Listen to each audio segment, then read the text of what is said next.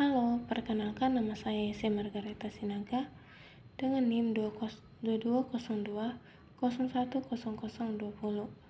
dari program studi akuntansi perpajakan kelas A. Nah, di sini saya akan menjelaskan bagaimana penerapan kerangka pengendalian internal JOSO. Sebelumnya kita perlu tahu apa itu JOSO. JOSO adalah kerangka kerja yang dapat membantu perusahaan untuk menghubungkan pengendalian internal dengan proses bisnis mereka. Caranya yaitu dengan menanamkan software pengendalian internal pada aktivitas sehari-hari. Sistem pengendalian internal merupakan suatu proses yang melibatkan dewan komisaris, manajemen, dan personel lain yang dirancang untuk memberikan keyakinan memadai tentang pencapaian 3 tujuan berikut ini. Yang pertama, efektivitas dan efisiensi operasi. Yang kedua, keandalan pelaporan keuangan. Dan yang ketiga, kepatuhan terhadap hukum dan peraturan yang berlaku. Komponen-komponen pengendalian internal JOSO ada 5, yaitu 1. A control environment atau lingkungan pengendalian merupakan tanggung jawab manajemen puncak untuk menyatakan dengan jelas nilai-nilai integritas dan kegiatan tidak etis yang tidak dapat ditoleransi. Yang kedua, risk assessment atau penaksiran risiko.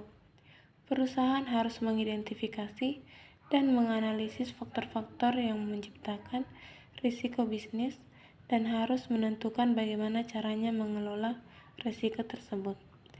Yang ketiga, control activities atau kegiatan pengendalian. Untuk mengurangi terjadinya kecurangan, manajemen harus merancang kebijakan dan prosedur untuk mengidentifikasi risiko tertentu yang dihadapi perusahaan. Yang keempat, information and communication atau informasi dan komunikasi. Sistem pengendalian internal harus dikomunikasikan dan diinfokan kepada seluruh karyawan perusahaan dari atas hingga bawah. Yang kelima, monitoring atau pemantauan. Sistem pengendalian internal harus dipantau secara berkala. Apabila terjadi kekurangan yang signifikan, harus segera dilaporkan kepada manajemen puncak dan ke dewan komisaris. Makna dari kerangka pengendalian internal JOSO ini adalah ketika perusahaan ingin tujuan apresiasi dan efektivitas operasi itu tercapai, maka 5 komponen pengendalian internal ini harus diterapkan secara efektif. Begitupun ketika perusahaan ingin mencapai tujuan keandalan pelaporan keuangan, maka 5 komponen ini harus dijalankan dan diterapkan secara efektif. Begitupun juga dengan tujuan kepatuhan akan tercapai jika 5 komponen ini diterapkan secara efektif. Kemudian kita lihat apa hubungannya dengan bagian di dalam perusahaan.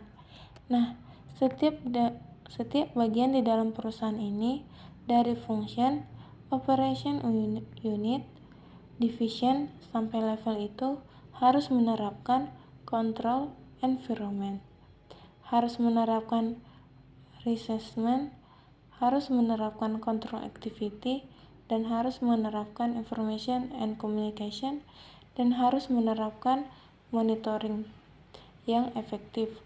Jadi, setiap bagian di dalam perusahaan ini harus menerapkan 5 komponen pengendalian internal tersebut. Sekian hasil penjelasan saya mengenai penerapan kerangka pengendalian internal JOSO. Terima kasih.